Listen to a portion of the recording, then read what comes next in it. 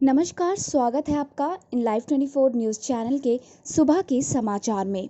तो चलिए शुरुआत करते हैं देश से जुड़ी खबरों से, पर उससे पहले एक नज़र अब तक के देश में बढ़ते कोरोना आंकड़ों में। ताज़ा जानकारी के अनुसार अब तक भारत में कोरोना वायरस के 56,351 मामले सामने आ चुके हैं। इनमें से 37,682 एक्टिव केस है, वहीं 16,776 लोग ठीक भी हो चुके हैं और 1,889 लोगों की मौत अब तक हो चुकी है। अब बात करते हैं उन दो राज्यों की जहां तेजी से आंकड़ा बढ़ता ही चला जा रहा है। इसके साथ ही इस लिस्ट में महाराष्ट्र सबसे ऊपर है, जहां कुल मामले 17,974 है।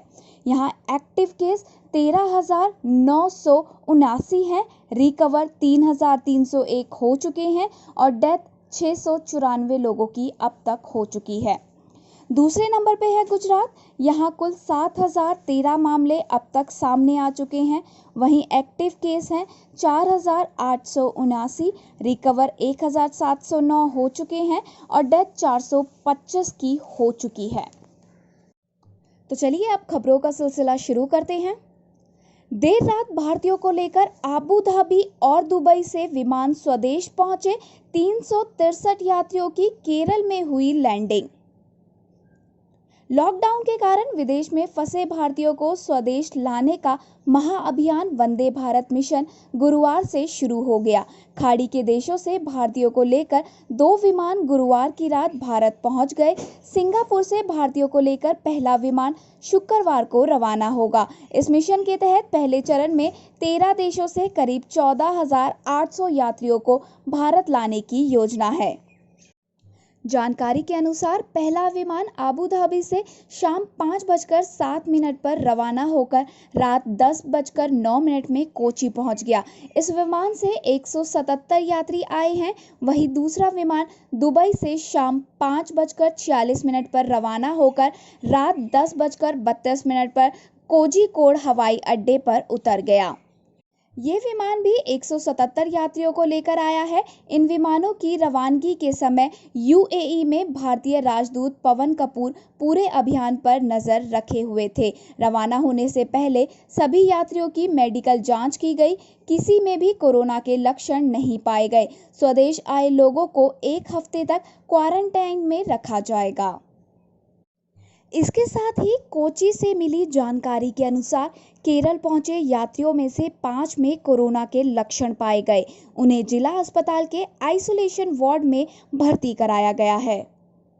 हुआ यूं कि आबू धाबी से जो कल रात कोचीन अंतर्राष्ट्रीय हवाई अड्डे पर यात्री लाए गए हैं, थर्मल स्क्रीनिंग के दौरान कोरोना वायरस के लक्षण उनमें पाए गए हैं। इसके बाद इन सभी को जिला अस्पताल अलवा के आइसोलेशन वार्ड में ले जाया गया। वहीं एक और यात्री को कुछ शारीरिक बीमारी थी, उन्हें एम्बुलेंस में एर्नाकुलम जिला प्रशासन द्वारा व्यवस्थित एक छोटी सी संगरोध गृह में लाया गया था। वाइजैक गैस लीक, देर रात फिर रिसाव, गांव खाली कराए, पुलिस ने कहा अफवाह। आंध्र प्रदेश के विशाखापट्टनम स्थित एक रसायन फैक्ट्री में देर रात फिर से गैस रिसाव की खबर सामने आई। अग्निशमन अधिकारी संदीप आनंद ने कहा कि एहतियातन 3 किलोमीटर तक गांव खाली करा रहे हैं, लेकिन पुलिस ने कहा कि मेंटेनेंस के चलते रिसाव की अफवाह उड़ी है। आंध्र सरकार ने मृतकों के परिजनों को 1-1 करोड़ व पीड़ितों को 10-10 लाख की मदद का ऐलान किया है। राम मंदिर की निर्माण की तैयारियां हुई शुरू, जल्द तय होगी भूमि पूजन की तिथि। लॉकडाउन में निर्माण कार्यों को मिली छूट से श्री राम जन्मभूमि तीर्थ क्षेत्र ट्रस्ट ने राम मंदिर के लिए भूमि पूजन की तैयारी तेज कर दी है। सुरक्षा और दर्शन के लिए गर्भगृह के आसपास लगाई गई लोहे की घेराबंदी व जाली समेत सीआरपीएफ के कैंप को हटाने का कार्य बृहस्पतिवार से शुरू हो चुका है। इसी के साथ भूमि के समतलीकरण के साथ लार्सन एंड टुब्रो के इंजीनियरों पर्यवेक्षण में स्थानीय पीडब्ल्यूडी की टीम लगा दी गई है। यहां कैंप कर रहे ट्रस्ट के महासचिव चंपत राय और ऑफिसरों ट्रस्टी जिलाधिकारी अनुज कुमार झा के नेतृत्व में प्रधानमंत्री को बुलाने से पहले मुकम्मल तैयारी का खाका बन गया है। लॉकडाउन के तीसरे चरण में निर्माण कार्य शुरू करने को लेकर मिली छूट से ट्रस्ट प्रशासन उत्साहित है।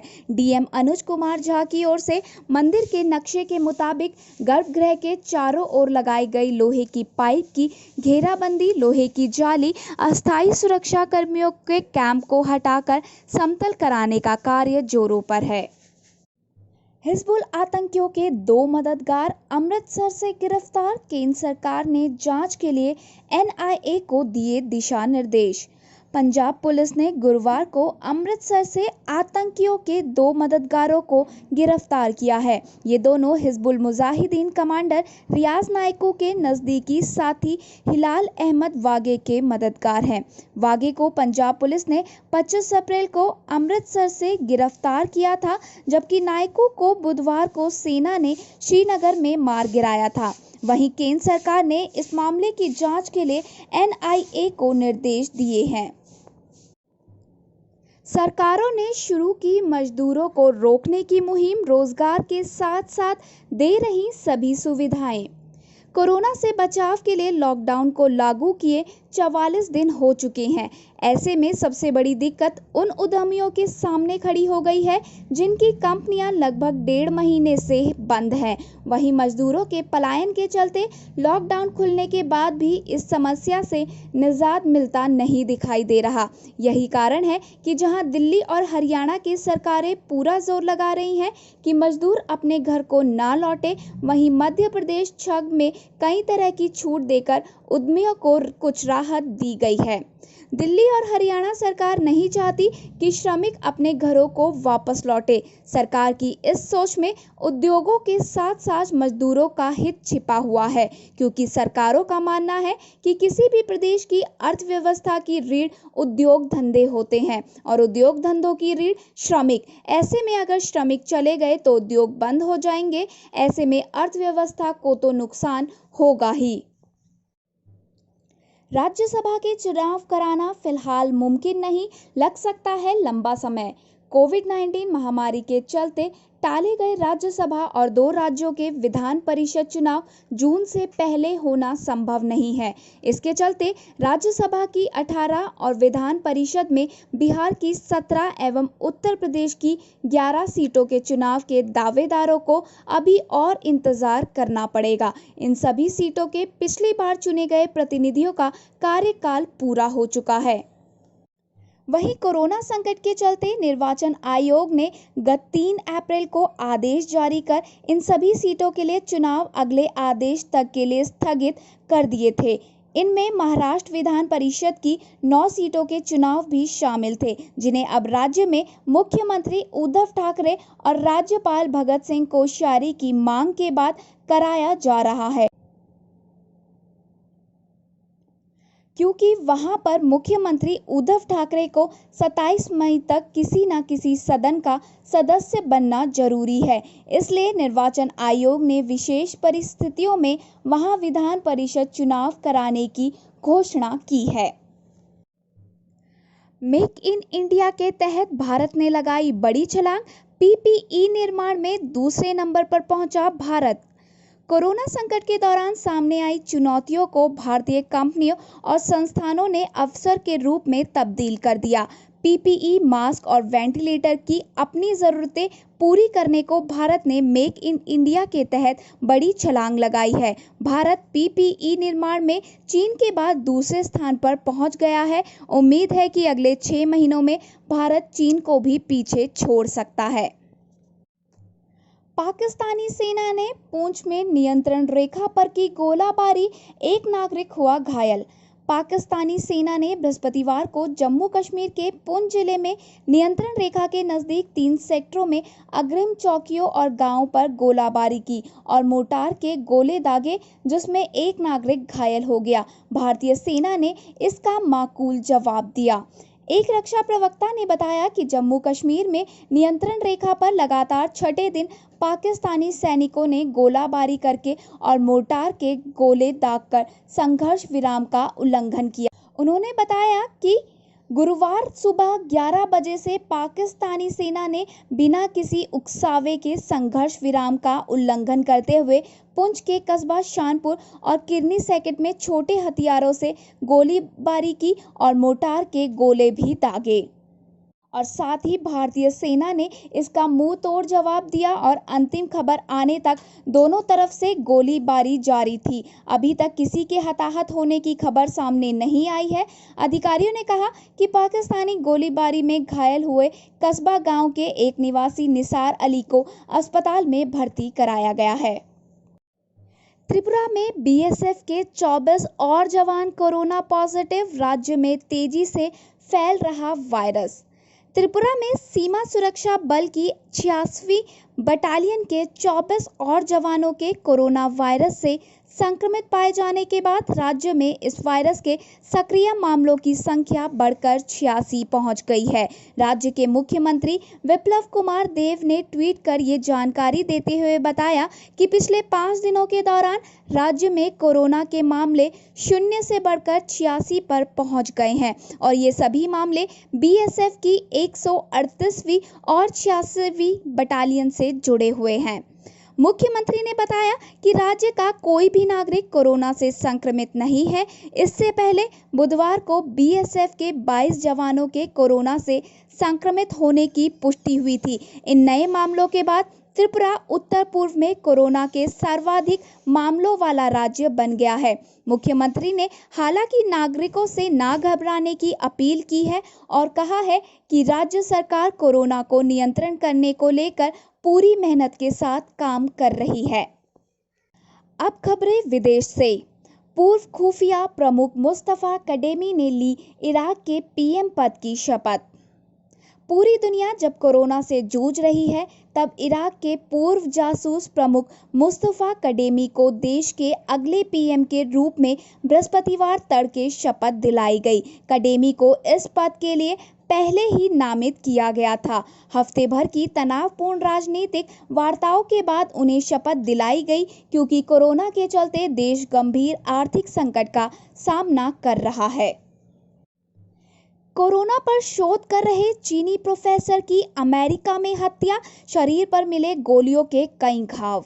अमेरिका में कोरोना वायरस पर शोध कर रहे चीन के प्रोफेसर बिंग ली उम्र 37 वर्ष को गोली मारकर हत्या कर दी गई, जिसके बाद लोग इसे सच छिपाने के लिए की गई अमेरिका की साजिश बता रहे हैं। दरअसल प्रोफेसर वायरस के सेलुलर तंत्र का पता लगाने के बहुत करीब पहुंच गए थे, जो इस संक्रमण के इलाज में बहुत मददगार है। ली के शरीर पर गोलियों के कई घाव देखे गए हैं। इमरान सरकार का बड़ा ऐलान, 9 मई के बाद राष्ट्रव्यापी लॉकडाउन में देंगे ढील। महामारी के बीच पाकिस्तान हुकूमत ने ऐलान किया है कि 9 मई के बाद राष्ट्रव्यापी लॉकडाउन को चरणबद्ध रूप से खत्म किया जाएगा। लॉकडाउन में ये ढील ऐसे वक्त में दी जा रही है जब पाकिस्तान में कोरोना संक्रमित मरीजों की संख्या में लगातार इजाफा हो रहा है। बता दें कि कोरोना के व्यापक प्रसार को रोकने के मद्देनजर पाकिस्तान में 9 मार्च से देशव्यापी लॉकडाउन का ऐलान किया गया था। हालांकि शुरुआत में देश की माली हालत को देखते हुए पाकिस्तान की इमरान सरकार राष्ट्रव्यापी लॉकडाउन के पक्ष में नहीं थी।